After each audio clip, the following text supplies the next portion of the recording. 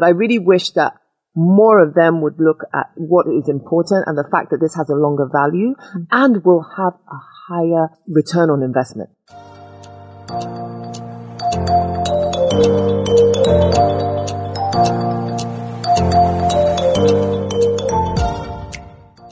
Hello and welcome. It's time for us to have another really interesting conversation in the studio. And we do everything possible to bring you people who are not just interesting, but are also giving back. And one of such people in the studio with us today is Mrs. Tonye Faloughi-Ekezie. Now, she is the founder of TEEOF Media and Simone's Oasis.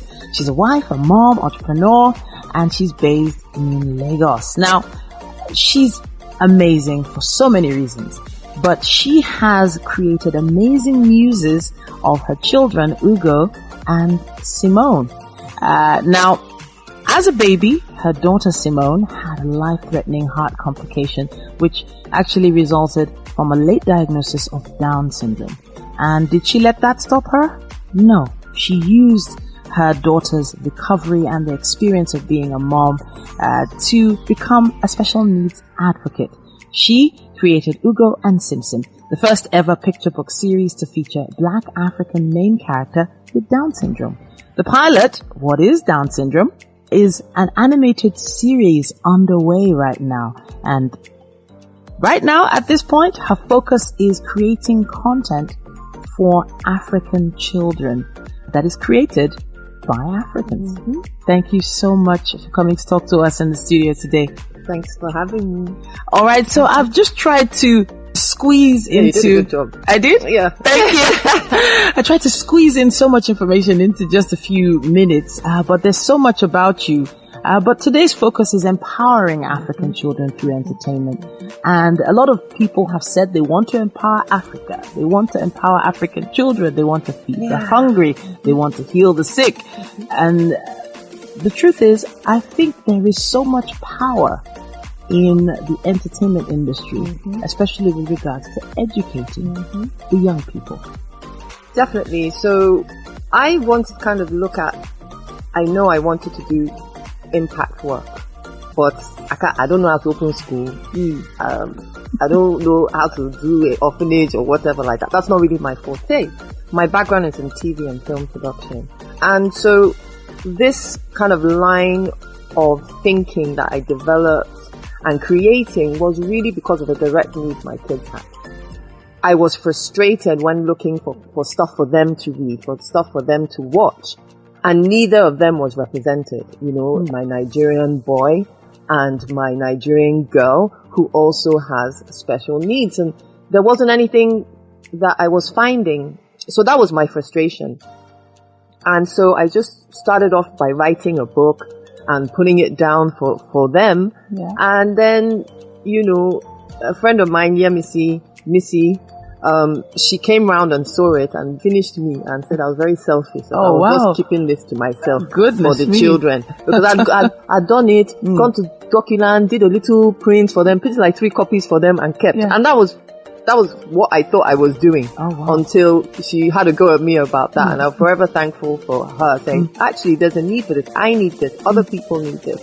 And realizing it's not just about the special needs. It's also understanding that the importance of our children seeing themselves, hearing and watching and reading stories in which they're represented, they can identify with, they can grow to love a character. And so it plants something which is so precious in their minds, because, we've all heard the stuff from our kids in saying, oh, mommy, I want to be white. Or my son said, oh, mommy, we're white. He actually thought at one stage we're white. I was like, oh, boy, we're not white. And then he was saying he wanted a particular hairstyle by Ronaldo. And I had to explain to you have Afro hair. Wow. You can't have Ronaldo's hair. He's a different race. But let him understand that he's just as valuable. He's just as beautiful. His hair is wonderful, and just trying to impact that. So we started like putting affirmations up in their room and around the house. Of course. That they would say, Simone has no problem with self-esteem. You know, she's like, she called herself a big, beautiful baby girl.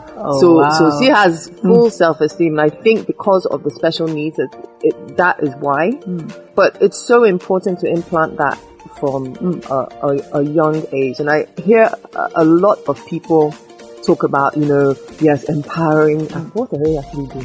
Exactly. There's so much talk. Yeah. If anybody's been watching the climate change COP26 or whatever that's been happening last week, that activist Greta, what's her last name? Thunberg or something. Yeah.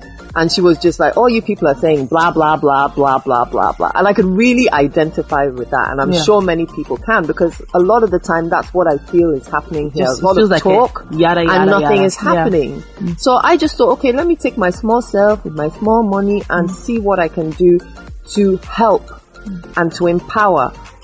And I'm sure because you work in this industry, we're having a Skillshare drain right now. Yeah. People... Small companies are training, companies like Zero Gravity, Magic Carpet, Smith's Animation. They invest in their training, the animators, the illustrators. But what's happening now, these are now being poached by Canada, by US and stuff. So it's now understanding we need to train a whole lot of people. And that starts with young, kids our age, the 7-year-olds plus. We need to start impacting them now. Yeah. So those are also things I'm looking to do, which is Skillshare for 7+. And start now. Skillshare. Very interesting, actually. But 7 years old plus, right? 7-year-olds are very, what's the word? Impressionable. Yeah. They're at that age where they're making decisions based on what they see. And not exactly what they're told to do, but what is happening in their immediate environment. I'm not sure if we can say that the average African family is as enlightened enough to create an environment around those children that will make sure that they're getting the right food to sponge off of. So what I say always, like when we do book readings or where I'm doing stuff where I'm engaging with children, I give them homework to do. And their homework is that when they get home, is that I want you to go to your bookshelf or wherever your books are stored in the house and tell your mommy and daddy what you're doing. Okay. And go to those bookshelves and separate them out into 3 piles. Those books that are animal characters, those books that are Caucasian characters, and those books that have black characters. And see which is the least. And 100% of the time, the least is the one with the black characters. So it's something very attainable that parents can start with. It's just what they're doing at home. Start with that. Make sure that of the majority of books they're reading, they're by Nigerian authors or African authors, and they feature black characters. That's the place to start. Just start there. So I want to touch on your YouTube channel now, Simone's Oasis. From what I can see here, it says, Black African Entertainment and Education Hub. So a lot of your videos have really amazing views, and the thought process behind it must have been brutal. Because it continues to be brutal. It must have been brutal because, it's one thing to say you want to do something, it's another thing to actually get it to work. For instance, you have Nigeria 36 States by Ugo and Sim Sim, your kids, and this has over 160,000 views. I do remember my kids' school actually sending us an email saying that they needed to learn this song so that they would understand. And I just saw Ugo and Sim Sim. I'm like, wait, I know them, but I felt a connection. My kids also felt a connection, and they were also singing it. So it was about it being available. That was the issue. How much more of this content is available? Let's talk a bit about how to put more of this content out there. Where do we begin? I understand that you want to start the training process, but where do you think we should start? So in terms of what's happening in this space right now, it's kind of unfortunate what's happening in this space right now, because you would have thought that COVID would have taught us that we need to invest in this space. Now what's happening is it's really just people like me, parents who feel a need. You have what's been great to watch is the growth of children's book authors, Nigerian, Black, African children's book authors, because again, the parents needed to fill that need and they just decided to do it themselves. And that's been really interesting, so much so that we've been able to form an association of children authors and illustrators of Nigeria at TEEOF. And that's working. I'm hoping I'm able to put together an event before the end of the year where people can come and meet the authors. We can do the story time and ice cream. So that's part of what I want to work on November, crowdfunding and just getting momentum behind some of the impact work we want to do. But unfortunately, a lot of the gatekeepers are still on this kind of slay mama stuff. You know, yes, Big Brother. It's easy money. It's easy publicity. And you can understand it's a short term. But I really wish that more of them would look at what is important and the fact that this has a longer value and will have a higher return on investment. Okay. Do you understand? Because number one, you're building more robust industry, but you're also creating more content that becomes more widely available. And then that creates access. So for me, it'd be really great to be supported by some of these brands which align with children's content and some of these telcos, etc., that could come and support what we do. We are looking next to do a couple more. So I've got 2 more songs finished. One is called Please and Thank You. So I wanted to teach children how to sign please and thank you, but also about manners, how important respect and manners are. So it's going to be a mixture of animation and live action. Then I've done an Igbo nursery rhyme, Papangolo, which is the Igbo Ring the Ring Roses. So I wanted to get a bit of culture because our channel also has put some importance on languages. So we have some Yoruba content, we have some Hausa content, we have some Igbo content. We're looking for a Jaw content. We might have to create that. But we also really kind of want to put that importance of our culture into the mix. You know, creating content, unfortunately, especially children's content, is quite expensive. Animation is really, really expensive. So what I do, apart from what I create with my small money that I can manage, we started aggregating. So if you see on the channel, there's different stuff. We have Turtle Tider, we have Bino and Fino. And then we even have some stuff from people in England, some stuff from people in America that just aligns with what we're doing. Some of it's more educational, some of it is more entertainment. That's why I say it's edutainment. We have education, entertainment. But children are extremely visual. Children like music. You know, I'm not for that traditional way of learning sit and then, you know, of course. No. There's so many ways, and that's been the blessing of having a special needs child, because you understand more of the function of the child's brain and how they learn and how to tap into it. I had no idea I could write songs until this 2 years. You had no idea? No idea. Oh, wow. So it's just sitting down. I was actually going to ask. No idea. I had no idea. And I'd worked at Storm with all the artists, so I had no idea. I knew I could hear songs. I thought at one point I might be a DJ. You know, I could hear mixes in my head. Music, you know, but I never knew I could write lyrics, write songs. You know, it's been an interesting journey. It's interesting what you know you can come up with when you're what is the word, pushed to a corner? Yeah. You're pushed to one corner in the ring. Necessity is the mother of invention. Exactly. I have to say, really well done with everything you've been able to put up with. I say put up with. No, that's the right. That's the right statement. Put up with. Oh my goodness! But then, was there any pushback at any point? I think what happens is that people are like, "Oh my goodness, this is really great," but you know, that's it. They don't go further. They don't go further than that. Some of the pushback has been on the special needs content, which I was kind of expecting. But they don't want you to, is the word expose? Certain issues? So I think, number one, in becoming too niche. But I don't believe that is niche. And number two is that just people are still quite prejudiced. You know, let's just call it what it is. True. So that's part of the reason, you know, as you know me from the past, I was never one to be in front. Of course. I was always one to be behind. But this journey has forced me to come in front and start talking. You know, I'm someone who's deathly frightened. I have a phobia of public speaking. But I've had to just say, well, and when I do public speaking, I apologize. I say, look, I'm experiencing this. This is not my forte, but I just feel this drive to come and share, and if it will help somebody, if it will encourage a child, if it will help a parent, then this is what God has put me here to do. Who am I to, because of fear, put myself away? I want to touch on the issue of prejudice, the issue of stigma as well. This is an area, culture where people have been known to hide children such as Sim Sim in the room whenever there are visitors coming around, hiding the fact that there's anything not perfect about their child. This must have been one of those phases where you had to, make a choice. For me, it wasn't a choice. Okay. I mean, for me, my thought process wasn't like that. And I had to understand the thought process of people who are in that space. Okay.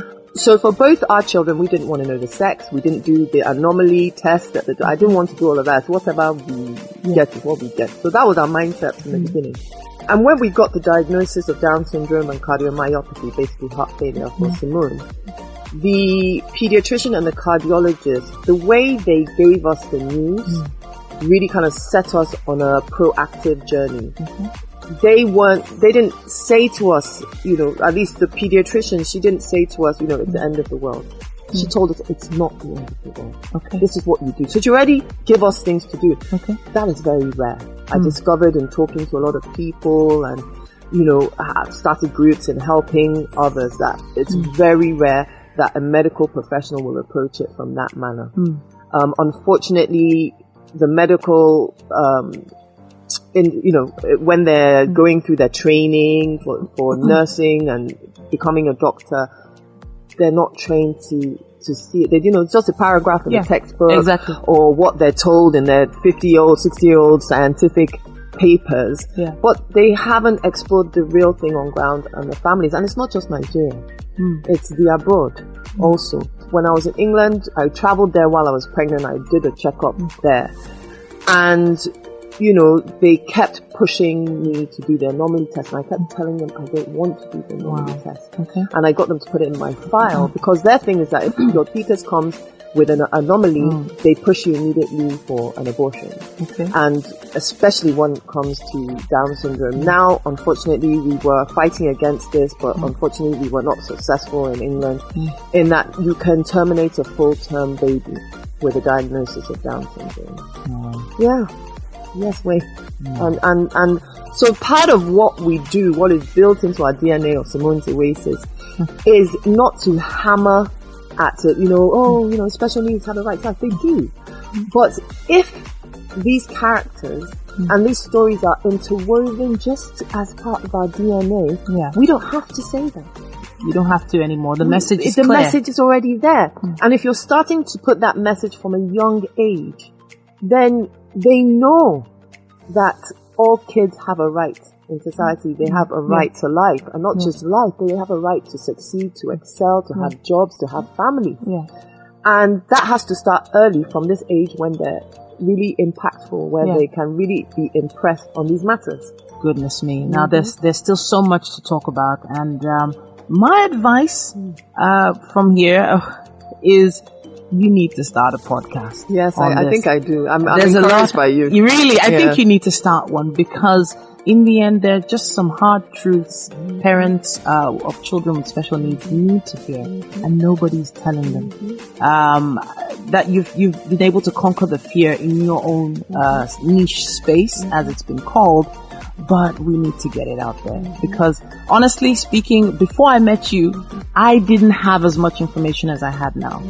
Honestly, I've been overwhelmed with what you've been able to achieve in such a short time. 2 years. Even me, I'm like, wow, 2 years. Sometimes I'm sitting and lamenting, what did I do with my life? And then I look back, I was like, okay, you know what? God has been great. I can't believe how much. So sometimes we have to kind of step back and take stock, because you're so immersed in it that you can't see the overall picture. Sometimes I have to remind myself to take a step back and say, actually, you've done well.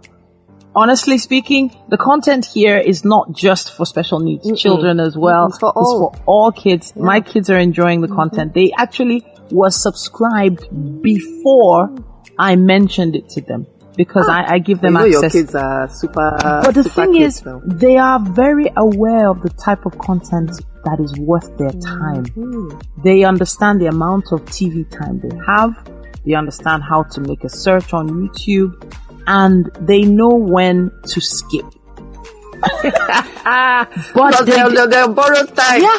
So this is no inhibitions. This is they don't have any biases. They just stuck to the channel themselves. They are so quick to unsubscribe. Oh my goodness. Those 8-year-olds know how to unsubscribe so quickly. I used to go into their YouTube subscription list and add things with the hope that the algorithm will just scroll something educational. YouTube doesn't work that way. Nope. And then they just look at the subscription and they're like, oh, what's this? Stay on it for 30 seconds and then they're gone. And then, because I see messages, notifications when something has been subscribed or unsubscribed for. And I'm like, goodness me. So really, really, this is from a mom to another mom here. Really, kudos. There's going to be so much more. And this is just the beginning. You have no idea. This particular mandate, this mantle is bigger than you. You have no idea. It is. But we're going to be here to see when you get that Emmy, that Grammy.